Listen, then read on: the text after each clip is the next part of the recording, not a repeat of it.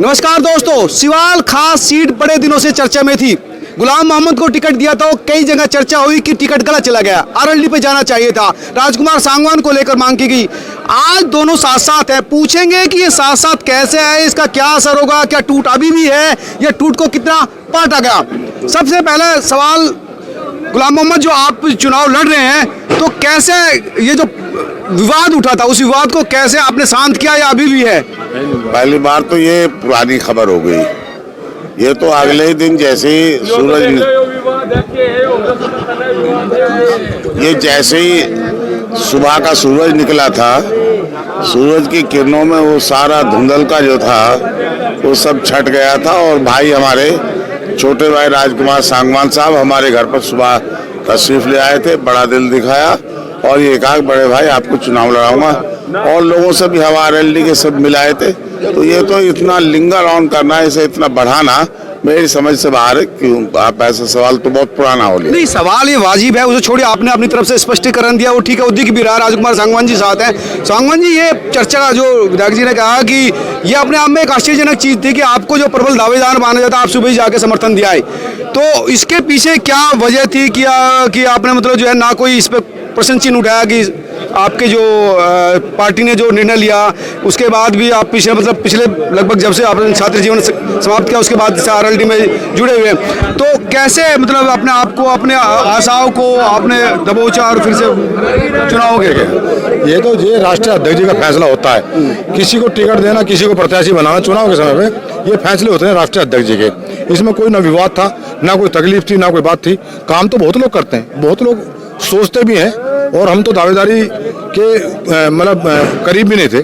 और जो राष्ट्रीय अध्यक्ष जी का ये राष्ट्रीय अध्यक्ष जी का फैसला है और उसमें किसी को कोई तकलीफ नहीं, सब लोग उनके फैसले के साथ हैं। हम सब लोग कार्यकर्ता हैं उस पार्टी के, जिस पार्टी को राष्ट्रीय अध्यक्ष जी अपनी नीतियों से, चौधरी साहब की नीतियों से जिस पार्टी को आगे बढ़ा रहे हैं, गांव के, गरीब के, किसान के तकलीफ को लेकर आगे चल रहे हैं, तो हम सब उसके सिपाही हैं। इसमें कोई ऐसा ना विवाद था ना कोई बातचीत। देखिए ठीक है, आप दोनों पार्टी को संयुक्त रूप से ले आए विधायक जी, लेकिन बीजेपी एक रूलिंग पार्टी है, गवर्न कर रही है। जो चुनावी चाणक्य कहे जाते हैं, अमित शाह को प्रभारी बनाया गया पश्चिम उत्तर प्रदेश का, ब्रज क्षेत्र का, तो ये अपने आप में एक बड़ी चुनौती भी होने वाली है। ठीक है, आप कहते हैं कि आरएलडी और समाजवादी पार्टी मिलकर चुनाव, लेकिन ये अमित शाह की चुनौती, बीजेपी की चुनौती, जो बड़ी चुनौती है, महत्वपूर्ण चुनौती, उसको कैसे पार पाएंगे? देखिए, ये जनतांत्रिक व्यवस्था है इस देश में, डिक्टेटरशिप नहीं है, कोई तानाशाही नहीं है। ये जो महान जनता है इस देश की, यही सरकारें बनाती है और ये बिगाड़ देती है। जब इसके विश्वास को ठेस पहुंचेगी या इनकी जो आकांक्षाएं हैं उनके हिसाब से सरकारें नहीं चलेंगी, एक कल्याणकारी राज्य की स्थापना के लिए सरकारें काम नहीं करेंगी, गरीबों, मजदूरों, किसानों, कमजोरों के बारे में, मेहनतकशों के बारे में जब तक सरकारें पॉलिसीज नहीं बनाएंगी, तब इस जनता को अधिकार है कि वो उन सरकारों को पलट दे, उन सरकारों के खिलाफ अपना मैंडेट, अपना ओपिनियन दे दे। तो इस पर किसी का पिछला जो कार्यकाल रहा उसमें आरोप लगा कि आपने जो है कुछ क्षेत्रों में काम करवाया, सभी जगह काम नहीं करवाया, ये भी एक आरोप आप पर है। ऐसा मैंने 50 तो गाँव में 40-40 लाख रुपए और समग्र विकास और वो सब योजनाएं लगाई, और उसमें सभी धर्मों के लोगों के हैं। जाट समाज के भी हैं 4-5 गाँव, और 4-5 गांव ही गुर्जर समाज के, यादव समाज के हैं, शर्मा हजरात के हैं, लोगों के हैं, और सब जगह जहां भी त्यागियों में है मैंने सब विकास कराया। इसीलिए लोग समर्थन नहीं दे रहे, इसीलिए लोग यहाँ वोट चारों तरफ से बरसेंगे, चारों तरफ से। क्या विकास के क्षेत्र के लिए कुछ स्पेशल करने की सोच है अगर आप चुन के आते हैं भविष्य में, अगर 2022 में विधायक बनते हैं, तो उसके लिए भी क्षेत्र के लिए क्या? मैंने अपने पहले टर्म में 11 कॉलेज बनवाए, और 11 कॉलेजों में एक महिला डिग्री कॉलेज, एक पॉलिटेक्निक कॉलेज, एक मॉडल कॉलेज और 8 इंटर कॉलेज बनवाए हैं जो अधूरे पड़े हुए हैं। हॉस्पिटल बनवाया था, वो अधूरा पड़ा है। 2 नगर पंचायतें बनवाई हैं, और इसी तरह से 50 से ऊपर गांव में, जैसे मैंने बताया, लोहिया समग्र विकास में और गणेश मिश्र योजना में लाए, और जो निधि से काम कर रहे हैं वो सब अलग। यानी जो अधूरे काम छोड़े थे उनको पूरा करेंगे।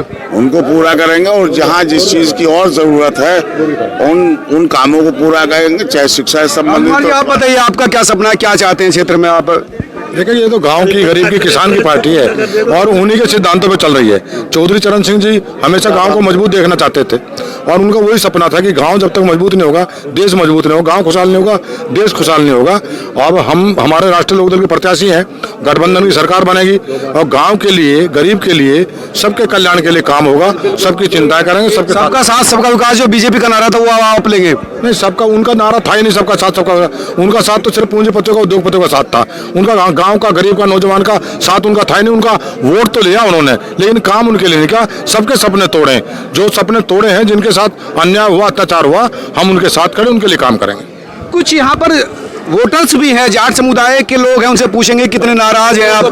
हाँ जी, हम यहाँ पर जो है ना 36 बिरादरी आज एक है जी, हमारे में कोई मतभेद नहीं है। दूसरी बात यह है जी, एक तो हमारे यहाँ स्टेडियम बच्चों का जी, और सुनियो आप स्टेडियम नंबर 2। एक सेकंड, 2 मांग है मेरी अपने काम के लिए। कह दो जरा, ये कर लो। विधायक जी, आप जीत तो रहे ही हो, इसमें तो कोई शक है ही नहीं, 50,000 प्लस से जीत रहे हो। मेरी जी अपने कस्बे के लिए 2 मांग है। एक तो मेरे कस्बे का सम्मान और दूसरा मेरे गांव में चौधरी अजीत सिंह के नाम से स्टेडियम। बहुत बढ़िया जगह हमारे 16 बीघा हमारे पास, चौधरी अजीत सिंह के नाम से स्टेडियम और मेरे गांव का सम्मान। बहुत बढ़िया। क्या कहेंगे? हर कार्यकर्ता की और मतदाता की का अधिकार है कि वो अपनी डिमांड्स भी रखे। तो मामला यह है कि उस पर कोशिश करना, उसे पूरा कराना एक प्रतिनिधित्व का दायित्व है। पूरी कोशिश करेंगे अपनी तरफ से। ये थे गुलाम मोहम्मद जिनका कहना था कि विकास के लिए जो पहले काम किए थे वो अधूरे हैं, उनको पूरा किया जाएगा और क्षेत्र के जो लोगों की डिमांड है उनको भी पूरी शिद्दत से पूरा करने की कोशिश करेंगे। कर्नाल से कैमरा लोकेश के साथ मनोज शर्मा।